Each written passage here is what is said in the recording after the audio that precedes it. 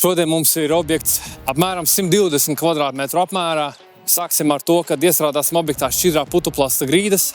Pēc tam šis materiāls vairākas dienas žūs, cietēs. Un jau uz nedēļas beigām varēsim tur iestrādāt silto grīdu caurules un estriku betonu grīdas.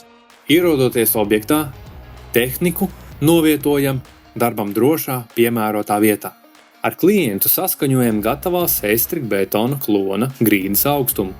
Tāpat arī iespējamās augstumu maiņas sānmezglos vai citās telpās, kā arī krituma veidošanu uz ūdens noteku trapiem.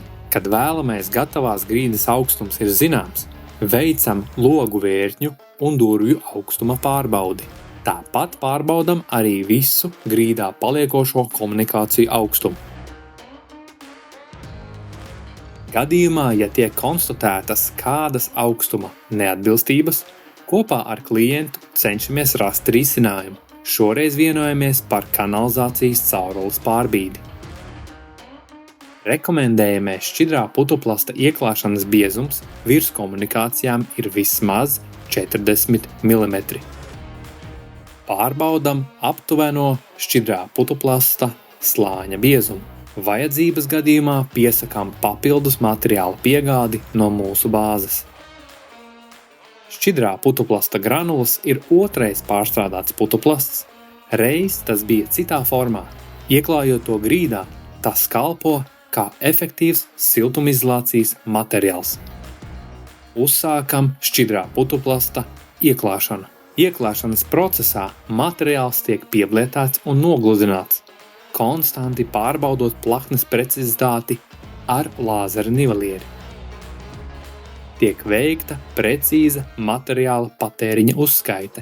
Pēc šķidrā putuplasta ieklāšanas tam ļaujam cietēt vismaz 40 stundas. Turpinot darbus objektā, veicam atstarojošās plēves ieklāšanu.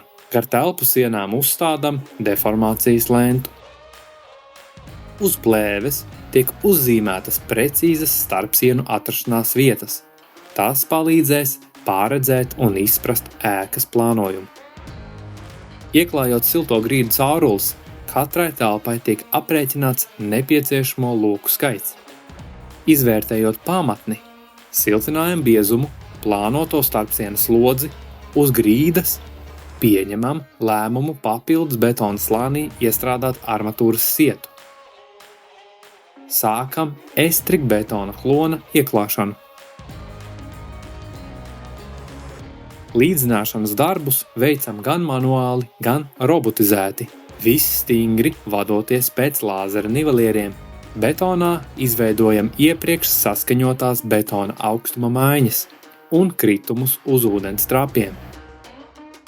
Nepieciešamības gadījumā betonā tiek iestrādātas deformācijas šuves. Uzreiz pēc betona līdzināšanas notiek tā pēcapstrāde ar betona slīpmašīnu. Tā pieblietē materiālu un nogludina to, tādējādi aizvarot poras. Ja arī tev nepieciešama stabila, energoefektīva līdzena grīda, sazinies ar mums, saņem konsultāciju, uzzini izmaksas un tiekamies jau tavā objektā.